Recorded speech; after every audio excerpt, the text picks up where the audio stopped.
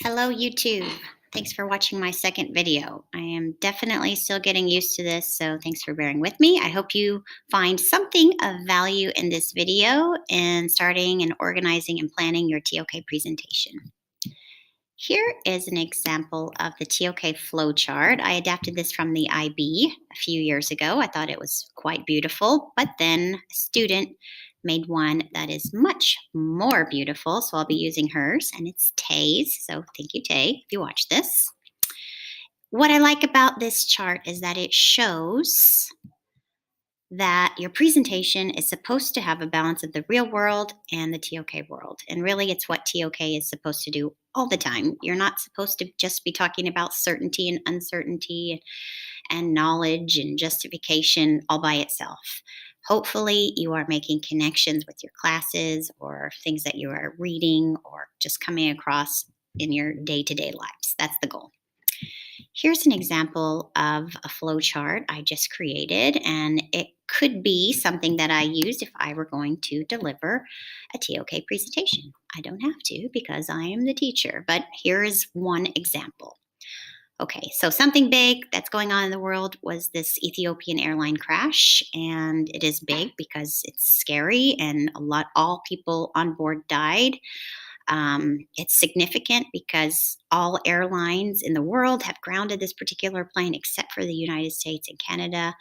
It's also related to something local, the Lion Air crash in the fall. I have flown on Lion Air, I have flown on Ethiopian Airlines, so this is a big deal. Some ToK terms that are associated with this could be just a few of them. There are more: intuition, emotion for sure, fear of an airplane crash, evidence, reasoning. What's the reasoning for most airlines grounding this plane, but some not? People in authority. What's the justification for the reasoning? Different perspectives. How this event stands out in our memories. So there's all kinds of different directions you could take this real life situation into a knowledge question. I took it into this one because it's relatable. Are our emotions a useful potential source of knowledge or an obstacle to knowledge? So from this, I came up with this bigger, general, open-ended question. I created this claim to illustrate one way of answering the question. It's not the only way I could answer, it's just one way. So, one potential way of answering the question: emotions, negative and positive, can be a catalyst for creative and logical reasoning. Some other ToK terms I might include in a presentation or highlight or teach the class: lateral reasoning, so thinking outside the box; syllogism, also maybe relating this to memory and theories of truth. I could use another example to show this claim. The one that I thought of came from the book The Hate U Give, in which the main character Star witnesses her best friend being racially profiled and killed. And of course, that instigates extreme emotions of sadness and anger. And she takes those emotions and she turns it into something else through a study of why this is happening and what she could do to help her community. Counterclaim, so another way of looking at the question, another side of the question. It does not have to be the complete opposite of this, but it can be another side. So in this case, negative emotions can shut down reasoning, prevent the acquisition of true knowledge. That one's pretty straightforward. Some other ToK terms I could highlight if I were going to give a full presentation. I've listed here: availability heuristic, recency illusion, clustering illusion. So some cognitive biases that stem from overwhelming emotions and cause us to shut down our reasoning.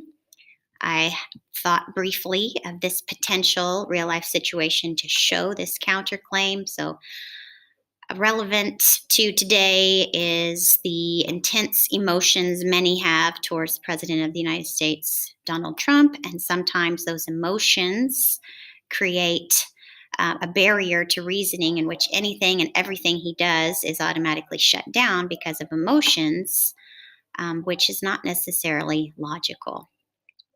And I'm illustrating this with a current event in Venezuela in which President Trump declared the interim president, the official leader, Juan Guaido. But this event has been criticized.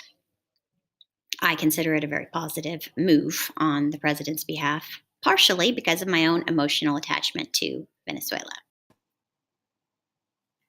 To conclude your presentation, you need to return to the original real life situation and apply your question again if you haven't already, and then discuss the wider implications and think about why we should care, why you should care about this question.